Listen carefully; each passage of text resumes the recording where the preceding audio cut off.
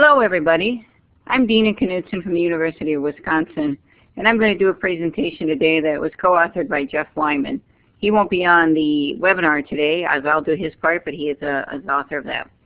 We are collaborators of the Department of Horticulture for the University of Wisconsin-Madison, working on this NISA National Initiative for Sustainable Ag project. And our webinar today is to talk about tools and methods for data collection. And we'll give you an overview of some of the issues with data management, tools needed for data management, and we're going to end by giving you an example of one of the data sources that we're working on now and how that's working. When we talk about data management, we really hear a variety of things from growers, and some of the things I'm going to talk about today are from growers or growers associations and some of the comments that they have. And today we're going to talk a little bit about the concerns that producers and associations have with data, data security, who owns the data, data ownership and maintenance of the data, what tools are used, what methods can be used, and again we'll use a specific example of processing vegetables later, and then software systems that are involved.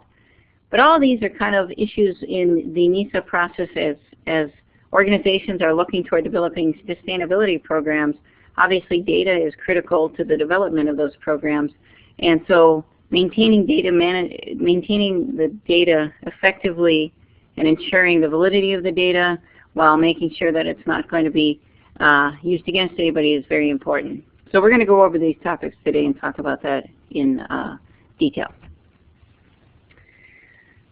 So the main concerns with data and what kind of questions we'd be asking in regards to sustainability on a grower's farm would be, who will see this data? Is it farm-specific, field-specific, region-specific, however it might be done? How will it be used? More importantly, can it be used against me? Will it limit the markets? Will it make a region or a neighbor look better than myself? And will government or environmental government, any other entities, supply chain personnel create or debate regulations based on this data? And these are all valid concerns when you look at how the data is used and how it's interpreted. But if we look at NISA's guiding principles, one of the principles is to really communicate the message of the valuable things that growers have been doing. And to do that, excuse me, having aggregate data is a value to that in a way to take that data and effectively communicate the message without causing any concerns of who will see this data or what the concerns about it. So these are all valid concerns, and these are things that we'll kind of go over today. So when we talk about it, really a lot of it is who owns the data. And it really depends on how the NISA program wants to regulate that or how they want to use the data. Do the growers own their own data? Well, of course the growers own their own data, but when they fill out a sustainability protocol or have to supply some sustainability data to their NISA partnering groups, who owns that data? Do the industry partners own that data? Would it be growers associations? Would it be national organizations, various things like that? And quite frankly, the individual organizations can really determine what is the best way for them to use this and how it would be used. Another main concern that comes up is, where is the data going to be stored? Who views the data and how is it going to be used? Well, storage of data is a concern, especially for somebody like myself who's a public employee for the University of Wisconsin.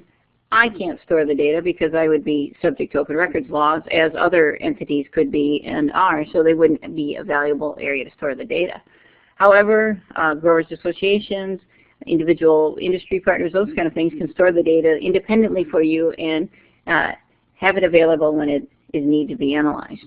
Now, who views the data? This again would be up to the individual partners, but really what we need to do is have somebody view it that can actually do something with the data and bring some statistical validity to it, bring some way to communicate the message and how it's back. And how is it going to be used? This comes down to, again, one of NISA's main objectives is to really communicate the positive messaging of farming and talk about all the benefits that farming has done, the changes they've made over time, the improvements that they've made, this continual sustainability efforts, and that would really be a way to look at how the data is used. But again, all very valid concerns when we look at data, because You don't want to give up any trade secrets. We don't want to publicize anything that's going to be pinpointed on any specific region or any specific grower. We want to make sure that the data is aggregated in a form that can be used to be valuable to the industry and not negative in any way. We're talking about this kind of data security and ownership. Let's talk about this. As I said, aggregate data would be used for analysis. This is where you're going to get your bang for the buck, because you're going to have the industries coming together to show how data can be aggregated, and this is going to give us the baseline that we're looking for now and looking at over time. This aggregate data can be maintained by industries. We'll use an example that I'll talk about a little bit later where it's maintained by a growers association. Can be maintained by private partners, growers associations, independent organizations if somebody wants to work with that, or others than they see fit. But again, this cannot be part of the public partners, such as myself as a University of Wisconsin employee, due to Freedom of Information Acts. And therefore, no individual data linking back to any specific grower, region, or locale would be something that would be on my computer or any of the researchers working on these kind of projects here that would do the analysis of it, because we wouldn't have that kind of data to show back. But it is valuable in the aggregate sense, and how to own that and how to be secure about that is very important. And individual NISA participating programs could figure out how to best fit that system. There is a variety of private sector organizations that are developing software for these systems. And I just want to start out by clarifying this and saying very clearly that NISA and or the university partners working with this, we are clearly not advocating or promoting any of these systems. And I'll repeat that again. NISA and or UW partners are not advocating or promoting any of these systems. These are just systems that has contacted us, talked with us, we've worked with them on various things, or are in more of the public domain, especially in the sustainability software end. And this is just a list of a few of them: Sure Harvest, Ag Connections, Ag Squared, AgriSpree, Intellinex, other private labeled data management systems for growers on farms, such as the John Deere system, Wilbur Ellis system, various software systems out there. And growers throughout the ag sector are using a variety of these, and probably using a variety of more, and I'm sure they're using various accounting softwares and other things that they need to use as well. But if we're really looking at software that can be linked to sustainability, we're going to focus on those first three, because those are the ones that kind of really promote that as part of their sales package. But again, this is just an example of software companies out there. We're not advocating for anything, and we're not promoting any of these. We just are using them as examples of private industry organizations that are looking at data management software for sustainability efforts. The common features for all of these programs, when I look through them and really focus on them, is they all have some kind of production-based data for farm level and field level on all of them. They all have some sort of very basic to more advanced GIS mapping tools. You're able to at least map your field edges, those kind of things. They all have some form of practice activity maintenance, and when we look at the NISA-based protocols that we are developing for various programs, the practice-based efforts are where we're looking now, and that's where these software systems are able to maintain the data and aggregate for longer-term maintenance. Each of these systems have some mechanism for long-term data storage. In general, some are more cloud-based where they're held on other ones, but in general, a lot of them are held on the grower's computer, but then are uploaded to long-term data storage wherever they are. So they do have backups, and they're stored kind of out with the industry partners. And most of these, when you look at them, do have some sort of continual improvement or are stressing that effort. And so these companies and these software systems are really focusing on kind of the entity of looking at what sustainable data can be used and how to actually aggregate them.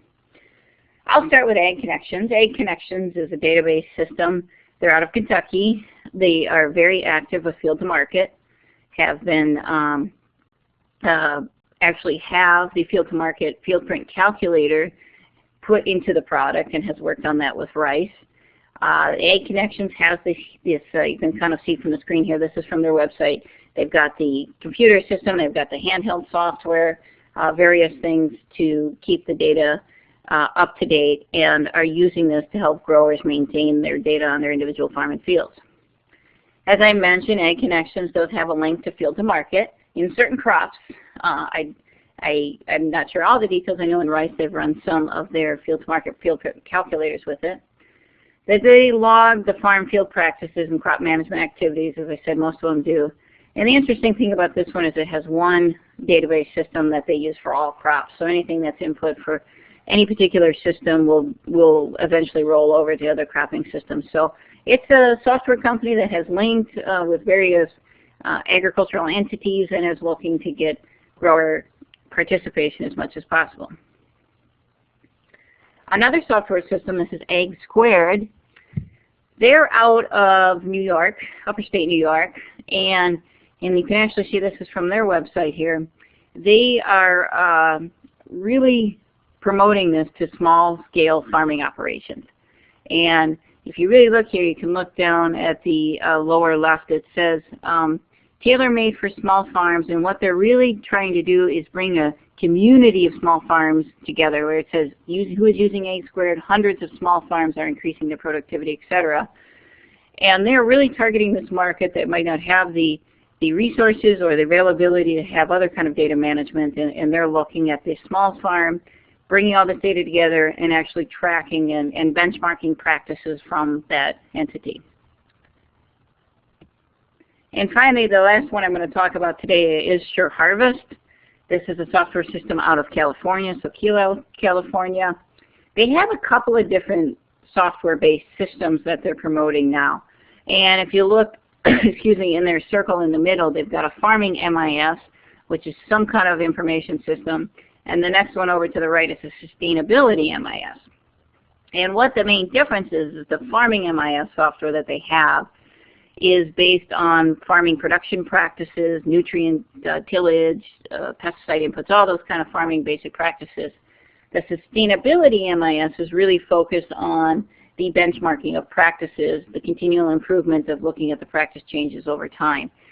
And this one is working on in sustainability programs in wine grapes in California and some of the tree fruits in California, and really has worked on that kind of data management at grower levels.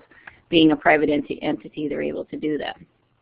Sure Harvest is kind of focused more in the western states. It did start with sustainable wine grapes.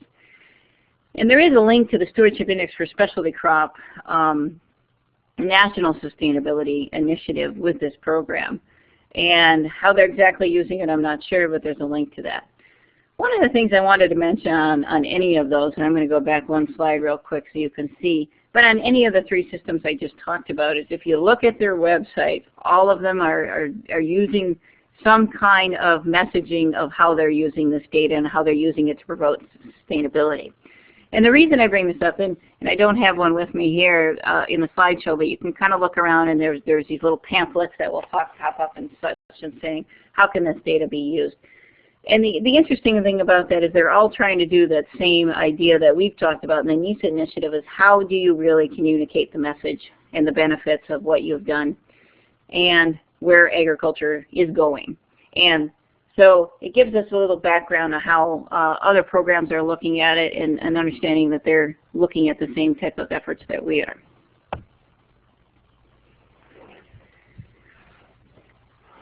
Do these systems, or does data validate programs? This is a question we get back. Is a lot of times I'll hear from growers or industry reps or growers associations or whoever say, you know what, we already are doing the best that we could possibly do. If you look at where we were 20 years ago compared to where we are now, we've really increased our efficiency. Well, that's true, and I believe that wholeheartedly. But have we documented anything to be able to tell you that? And truthfully, individuals probably have, and industry groups probably have, but as a formulated effort, the agricultural entities really have not done a good job at documenting and using that data to communicate a message. So having good data, in a way, would validate the programs, yes, but the data integrity and accuracy is important in that. If you've got good data, it's valid, it's accurate, then yes, they can aid in the validation of these programs. As I mentioned, we can say we made all these changes and stuff, and I believe we have, and I think we can look back and do a good analysis of that. But if we really want to talk about where we're going now and having a forward vision of sustainability, this is a good way to do it, to start now and then looking at where we are, having data for these long-term analysis, which are going to be very important. Good, validated, accurate data will help us visualize trends over time. Quite frankly, good data will give credibility to the practices we are currently using on the farm and why we're using them on the farm in regards to sustainability, because they're economically effective. They're giving us the most bang for our buck. It's the most beneficial in sustainability in all entities, all three of the triple bottom line, those kind of things. But again, having this good data allows us to do that. Aggregate data that there's multiple growers, not just one particular grower in a region doing it, actually is going to help do that as well. And the good validated data will allow to accurately discuss changes in practices throughout the years which link to sustainability. That's always the biggest question is we've made these changes over time, how does that link to sustainability? Well, again, if we accurately predict something, we're going to be able to say, look at, we are using less land mass and we're doubling our production, or whatever the metric might be, but we'll have the data to promote those things as well. Let's look at this in the opposite. Do we need data to be sustainable? Well, no. If we look at it really from a pragmatic point of view, no. You could be the best farmer out there. You could be using all the most advanced practices. You could be, socially conscious, economically fit, environmentally sound, all those things, really a great production system, advancing over time, showing continual improvement, all those things, and you might not have data. The truth is, if you are that kind of grower, you probably do have a lot of data on your own farm, on your own operation. You probably become more efficient and proficient as a manager. But you don't have to. That doesn't necessarily mean you're sustainable. Again, sustainability is just a point in time where you can never truly be sustainable. Sustainability is a continuum, so it's hard to say anyways. But yes, in reality, you could be the grower at the frontier of sustainability as we're defining it now, and not have data. So that's possible. But if you really want to ensure the accuracy and credibility over time, it is very useful. And again, if we want to look at one of the NISA principles of selling and communicating the message, better data helps sell that message. For an individual grower, the grower data is important. As I mentioned, if you are one of these growers that are really trying new things, being innovative and efficient and really trying to advance your production system, you probably have a lot of data on your farm. And one key to me is data is fine, but it really has to bring some value back. Good data should return a value back to the grower. Data for the sake of data is not going to help anything. So really good, valuable, accurate data that can be used for something is what brings it back. And this is what we're looking for in the whole NISA process and developing the protocols. We don't need to just answer questions. They really have to have some value and validity behind that. So good data will give us better effectiveness and efficiencies. Maybe it will ease reporting for local, national, or supply chains needs. That's really what we're hoping for, is that this kind of value comes back to the growers. So, and hopefully by good data, they're becoming a better farm field manager over time. Again, good data for growers should allow the grower to modify their practices and efforts or inputs to return an economic advantage back. So again, it's the value of the data and how it's being used to help growers themselves. So I'm not advocating just having data for the sake of data. Make sure it's valuable and important back to the grower. Now I'm going to switch gears a little bit. In the original presentation we gave on this is kind of Jeff Wyman's portion of this, but I'm going to present it for him today. But we're going to use an example of some of the data gathering methods we're using for a participating NISA program, and this is in the processing vegetable arena. And we right now have a USDA grant to look at processing vegetables in the Midwest, the Pacific Northwest, and upper state New York. We're starting in the Midwest right now, looking at sweet corn and snap bean acres, and we developed a NISA-related protocol of sustainability practices that we want to check with growers over time. Now we came up with how can you really take this data and gather this data to what we do. The processing vegetable industry is different in the fact that the processors control a lot of how the growers are going to do things on their farm, especially with the snap beans and sweet corn in this region. So this is an example. We've got various plants, various companies all throughout the area that bring product, snap beans and sweet corn, from all the region into their processing plants to do it. But the processors have really promoted the programs to the growers as to what they want them to do on the farm. The growers have some control on other aspects on their farm, but in regards to these particular plants, the growers have the aspects. So we had the challenge of how do we gather data in this kind of system and make it useful? Because the truth is we really needed two systems. We needed the processing processor participant end, and we needed the grower end. So when we made the protocol into both. So we had the processor protocol, we had the grower protocol, and we actually we'll meld the questions together in the end to do it. But we had to make sure that there was statistical validity to this. And again, this is a fairly large industry in the Midwest, so how are we going to come up with that answer? Well, with that, we worked with Pete Nowak from Ag Informatics that looked at actually the number of acres and the number of growers in the region to come up with what would be a statistically valid sample. And really, when Pete talks about it, it's coming up with these key decision points of how much data do we need to make an accurate prediction of what the practices are out there. And he uses the example that people can poll 600 people in the U.S. and tell you what the presidential outcome is going to be. And that's exactly the point. His point was they can do this on the margin of error and confidence interval. And basically these are just statistical terms that we decided how much of an error are you willing to live with and what kind of confidence interval are you looking for. So what is that number that brings us some statistical validity? So Pete took our estimates of the total number of acres, in essence the population that's out there for snap beans and sweet corn for each crop in all of our 3 states. This was Wisconsin, Illinois, and Minnesota. The group in all decided on a 10% margin of error and a 90% confidence interval was what they were selected would be a valid statistical sample for the production practice in this. And this allowed Pete to run the numbers and calculate the total amount of surveys needed per crop, basically the population estimate that could do that.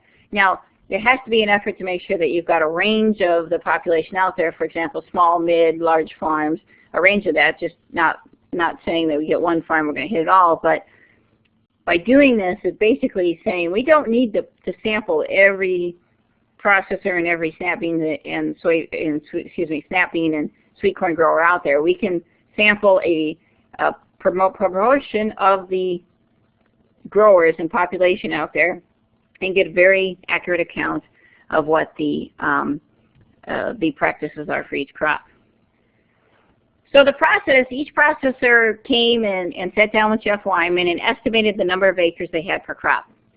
Then Jeff provided this to Pete, and this number was used to calculate what those acres represented as a proportion of the population, and this proportion or percentage was used to multiply against the population estimates. Basically, blah, blah, blah, blah. We came up with an outcome as to what the amount of areas you needed to sample to get an accurate assessment. In all, among the 3 states, if we look at sweet corn acres and snap bean acres, they reported about 195,000 acres of sweet corn within these 3 states and about 86,000 acres of snap beans in these 3 states. And if you really looked at the proportion of how many acres you needed to get a statistically valid sample, for the sweet corn, of that 195,000, about 25,000 acres, or 13%, is all you needed to sample, and then you would make a very good, valid, statistically valid estimate of what the rest of the population was. For snap beans, since it's a smaller acre crop, 86,000, the target of 17,000, or about 20% of the acres, is what came out. One of the things we've really enjoyed doing this is we think of various crops. If you get into the larger crops like the soybeans or corn or some of the other large commodity crops out there, is that you can probably within a region come up with a valid target and not have to worry about the sheer number in acres out there, and really come up with a statistically valid estimate if you use this kind of approach. So it's been something real good. So what we did is we actually, What we did is we actually took this out to the processors then and asked them if this was a reasonable number to start collecting data. And it was, and the processors had worked together to start collecting that. They had decided that they were going to go sit down with their growers and work together to fill out the processor and the grower portion. And these kind of numbers have been coming in the last month and a half, and we think we're going to hit our targets of these percentage of each within the next month or so and start running the analysis of this. So with that, I wanted today to give you an overview of some of the concerns, questions, promise of having good data, some of the ideas of how it can be stored. And we didn't answer a lot of questions today. We probably more brought up questions and used them as a thought-provoking process. But really, it gives the ability for NISA groups to sit down together, analyze these questions, figure out what is best for each individual crop, commodity, region, whatever is working in that context, and to come up with a valid, statistically accurate, and integrated data management system. So with that, I will let you go today, and I hope you all have a nice day. Thank you.